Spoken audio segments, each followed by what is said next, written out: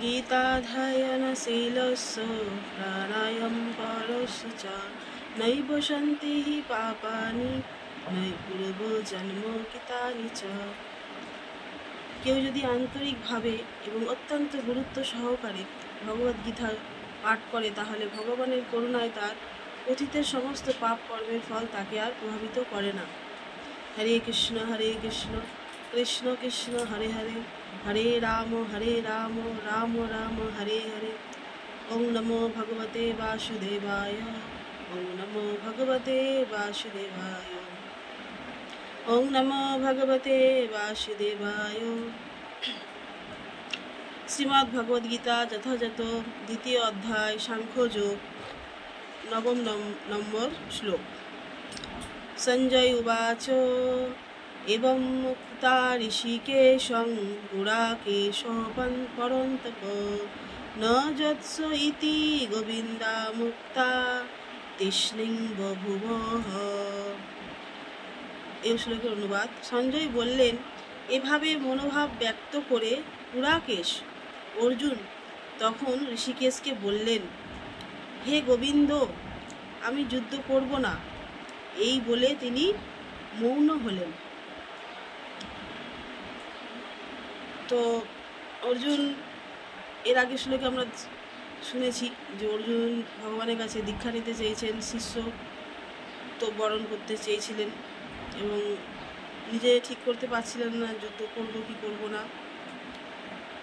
তো এটি সঞ্জয় ধৃতরাষ্ট্রকে বললেন। তখন ধৃতরাষ্ট্র খুব মনে মনে খুশি হয়েছিল যে অর্জুন যুদ্ধ না করে ভিক্ষাবৃত্তি করে জীবনযাপন কাটাতে চায়। তখনই সঞ্জয় আবার তাকে এটাও বললেন যে অর্জুন যুদ্ধ করতে চাইছিলেন না, কিন্তু এখন সে ভগবানের কাছে আত্মসমর্পণ করেছে, তার কাছে শিষ্যত্ব বরণ করেছে, তার কাছে দীক্ষা নিতে চায় এবং তাকেই বলেছেন যে আপনি বলুন আমার পক্ষে এখন কোনটি শ্রেয়। তখন ধৃতরাষ্ট্র বুঝতে পারলেন যে অর্জুন তার মোহমায়া কাটিয়ে সংসারের এবারে যুদ্ধ করবে। ধৃতরাষ্ট্রের আনন্দ বেশিক্ষণে স্থায়ী হলো না,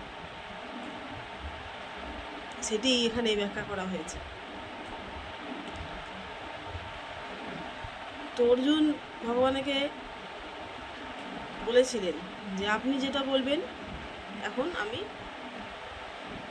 সেটাই করব।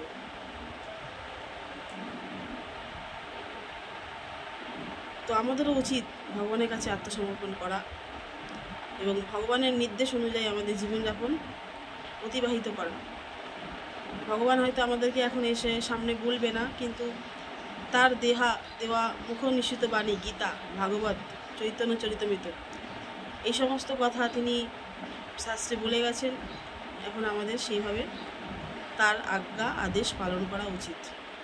হরে কৃষ্ণ কৃষ্ণ কৃষ্ণ হরে হরে, হরে রাম রাম রাম হরে হরে। জয় শ্রীমদ্ ভগবদ্গীতা যথাযথ কি জয়। জয় জগৎগুরু শ্রী প্রভুপাদ কি জয়। বলিতে পাবন গুরু মহারাজ কি জয়। নিতাই গৌর প্রেমানন্দে হরি হরি বল।